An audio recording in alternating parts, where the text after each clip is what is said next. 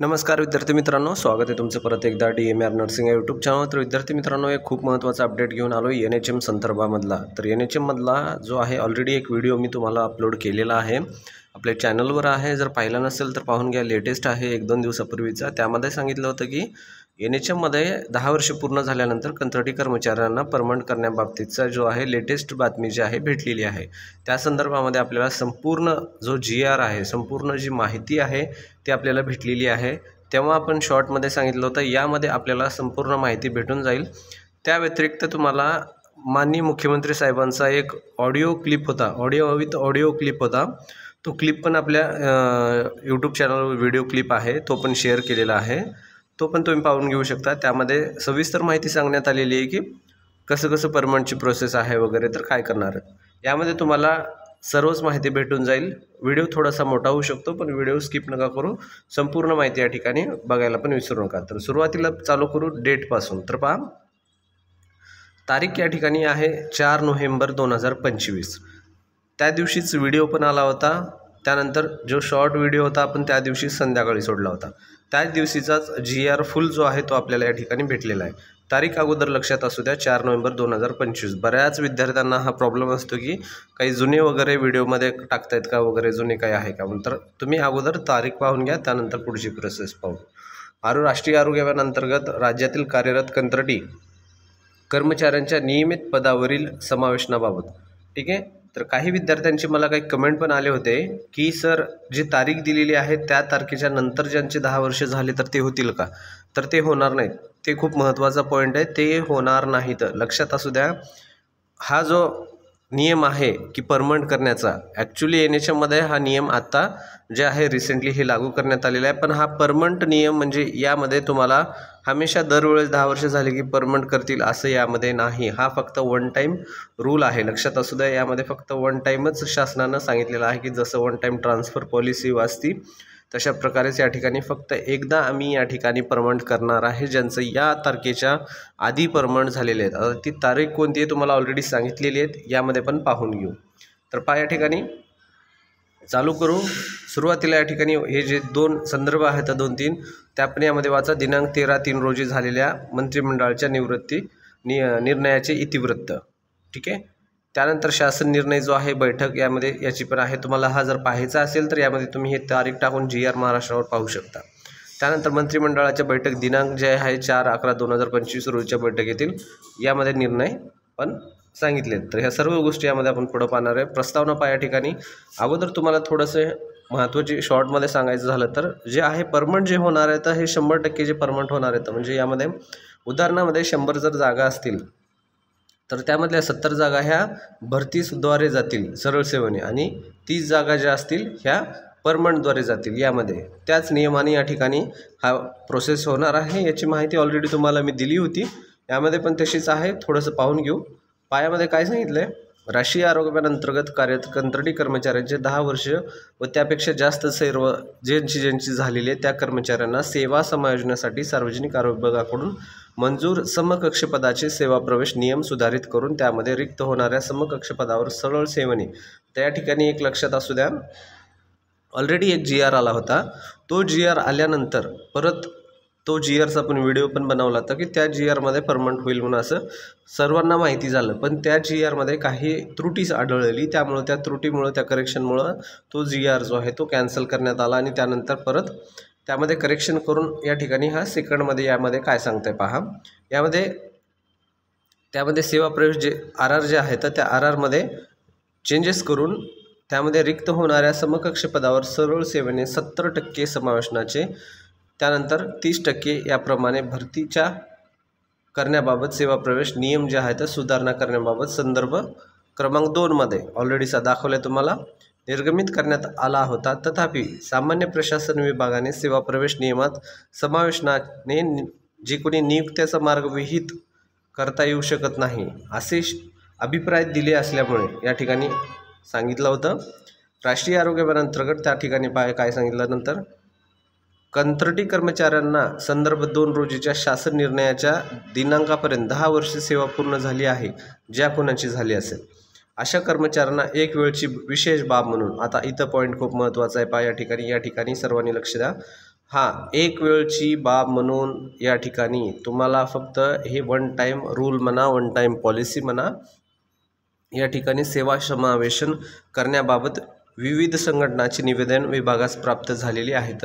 या बाबी विचारता घेता राष्ट्रीय आरोग्य अभियानांतर्गत कार्यरत कंत्राटी कर्मचाऱ्यांची एक वेळेची विशेष बाब म्हणून सार्वजनिक आरोग्य विभाग व ग्रामविकास, आता या ठिकाणी एक पॉईंट काय सांगतो पहा, सार्वजनिक आरोग्य विभाग असेल किंवा मग ग्राम विभाग जो आहे ग्रामविकास विभाग असेल, तर दोन्ही ठिकाणी आरोग्य विभागातले पदे भरली जातात। सार्वजनिक आरोग्य विभागाद्वारे पण भरली जातात आणि काही पदे अशा असतात जे की ग्रामविकास विभागाद्वारे पण भरले जातात। तर त्या पदांना सुद्धा आता NHM मध्ये हे दोन्ही पदे NHM अंतर्गत चालतात।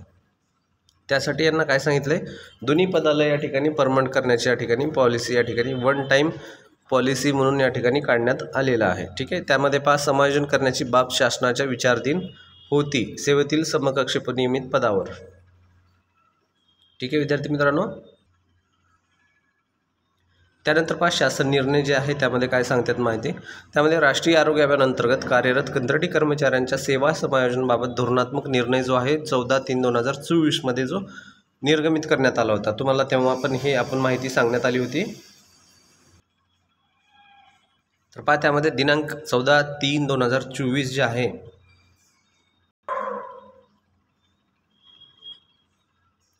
राष्ट्रीय आरोग्य अभियानांतर्गत 10 वर्ष सेवा पूर्ण झालेल्या कंत्राटी कर्मचाऱ्यांना समकक्ष पदावर सेवा समायोजन आरोग्य विभागातील पदाबरोबर ग्रामविकास विभागामध्ये भरण्यात येणाऱ्या आरोग्य सेवेतील रिक्त पदावर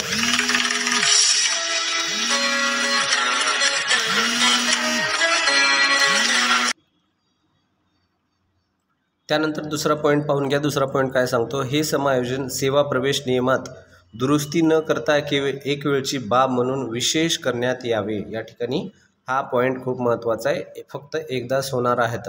आता बऱ्याच जे कर्मचारी आहेत त्यांच्यासाठी एक पॉईंट असा आहे की पहा, हे जर वन टाईम आहे तर ज्यांची 10 वर्ष झाले तर तेच परमनंट होतील, एवढं एक महत्त्वाचं आहे।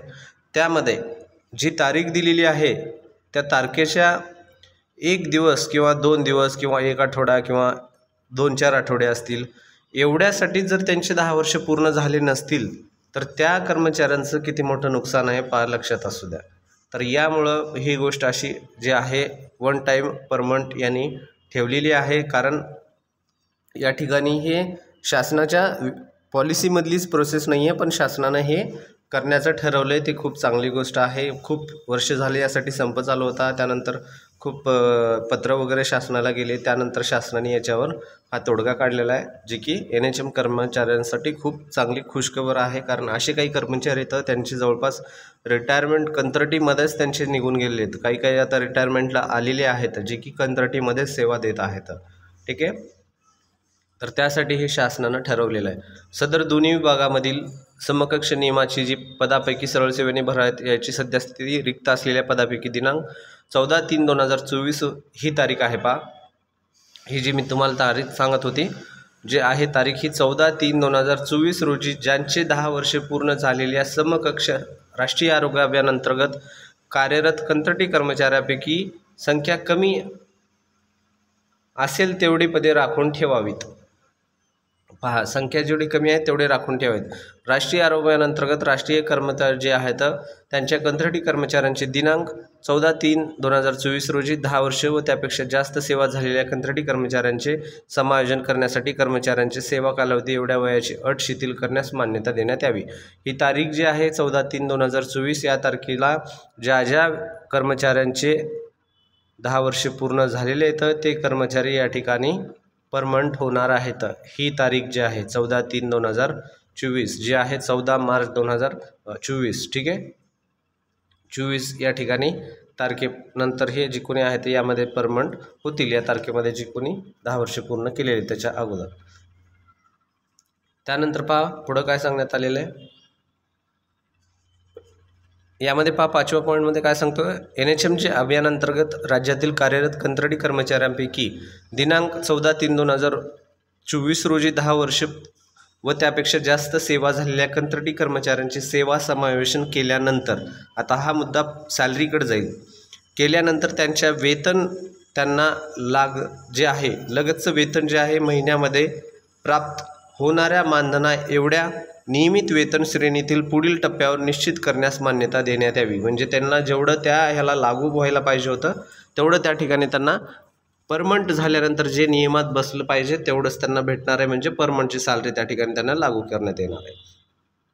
त्यानंतर 6वा पॉईंट काय सांगतो बा, केंद्र शासनाच्या राष्ट्रीय आरोग्य अभियानांतर्गत कंत्राटी कर्मचाऱ्यांच्या शैक्षणिक आहाराबाबत वेळोवेळी निर्गमित करण्यात आलेल्या सूचना, मार्गदर्शक तत्त्वे त्यांचे काटेकोरपणे पालन करून समायोजन करण्यास मान्यता देण्यात यावी. जी काय आहे त्यांचं सेंट्रल गव्हर्नमेंटचे जे रूल आहे त्या रूलचा फॉलो करून वगैरे व्यवस्थित होणं गरजेचं आहे. त्यानंतर 7वा पॉईंट, मंत्रिमंडळाने घेतलेल्या निर्णयानुसार राष्ट्रीय आरोग्य अभियानांतर्गत कार्यरत कंत्राटी कर्मचाऱ्यांचे नियमित पदावरील समायोजन करता निकष ठरवण्यासाठी माननीय मुख्य सचिव महाराष्ट्र राज्य यांच्या अध्यक्षतेखाली आंतरविभागीय समिती स्थापन करण्यात मान्यता देण्यात येत आहे. त्यांची आंतरविभागीय इंटर डिपार्टमेंटल समिती जी आहे ते सदर शासन निर्णय मंत्रिमंडळाच्या 4/11/2025 रोजी झालेल्या बैठकीतील निर्णयाचे अनुषंगाने निर्गमित करण्यात येत आहे. म्हणजे हे आत्ताच्या लेटेस्टमधल्या 4 तारखेला जे हाजियर त्या दिवशीचा आहे.